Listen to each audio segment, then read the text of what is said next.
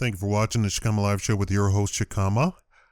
Cop who became first black police chief in tiny Washington town, Washington state, is fired after suffering a year of racist abuse and then has N-word sprayed on his SUV.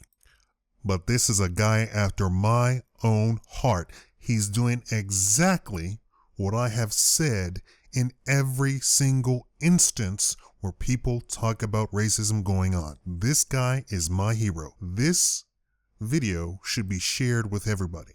The first black man ever to be hired as a police officer in a small northwestern town had his SUV sprayed with the N-word over a planned racial discrimination case against town authorities. Jerry Pickens, 28, was fired by the chief of police in Orting, Washington after just under a year on the town's police force, an act he claims is motivated by racism.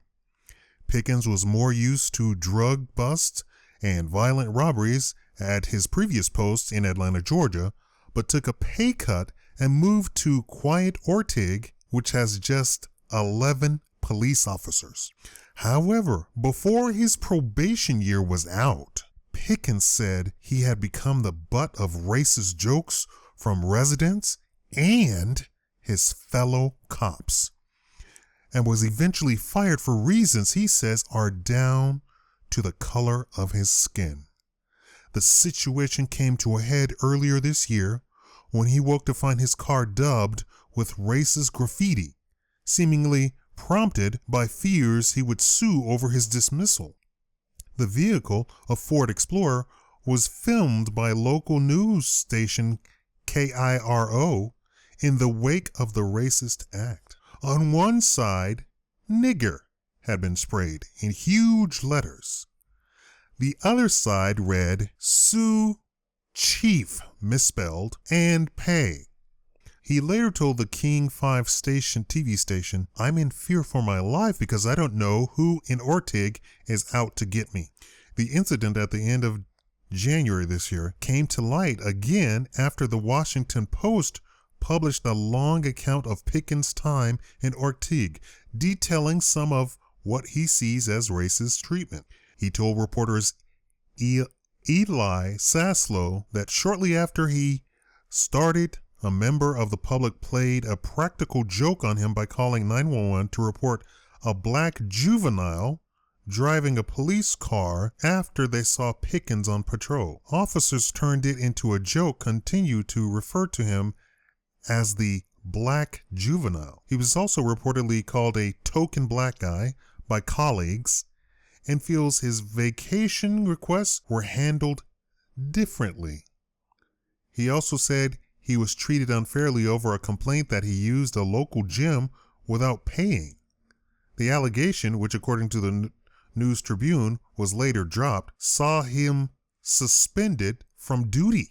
Around the same time, Pickens said a white officer was subject to an excessive force complaint, but was allowed to keep policing the whole time. A letter sent to the Ortig police by Pickens' attorney also said that after he left the force, the chief of police, Bill Drake, slandered his former employee when asked for references by other forces. It claims he prevented him from future employment as a police officer. I mean, of course, this is what they're going to do, right? They don't care at all. This is the height of unprofessionalism.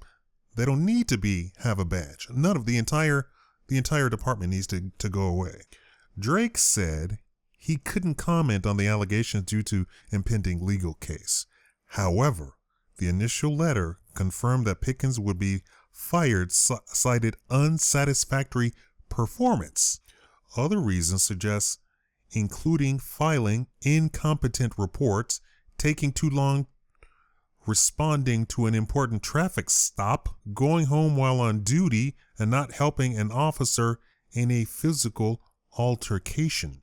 According to the Post, Pickens has now filed a suit demanding $5 million from Ortig, thank God, a figure which is more than double the town's annual budget and would equal a payout of around $625 from every single resident. That's exactly what they get.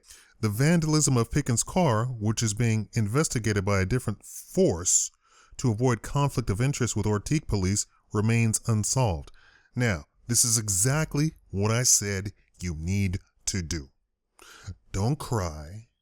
Don't go to church. Don't ask for prayer. Don't form a march. Don't call Al Sharpton. Don't call Jesse Jackson. You need to sue the hell out of them.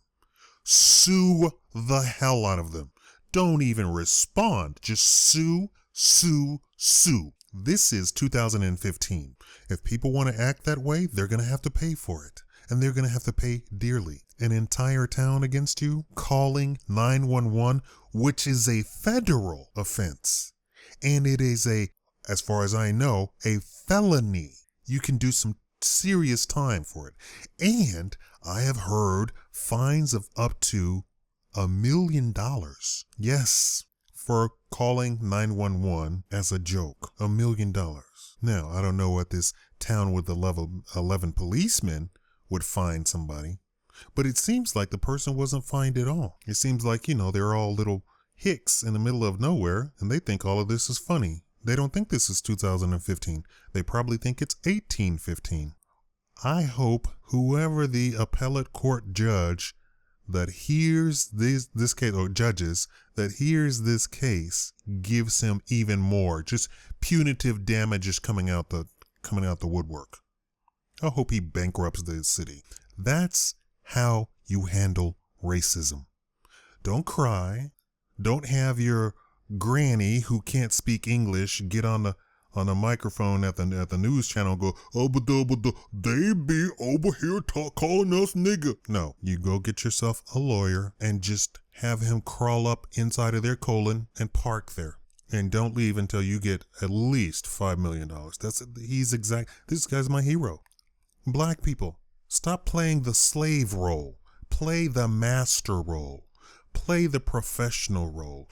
Play the CEO role. Do you think a CEO is going to call Al Sharpton? Do you think a CEO is going to call Jesse Jackson?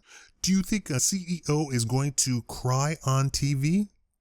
Do you think a CEO is going to go to church and say, pray for me? Think like a CEO. Act like a CEO, right? I want you to be a business owner. I want you to be a captain of industry. This is how I want you to act. Thank you for watching the Shakaama Live Show.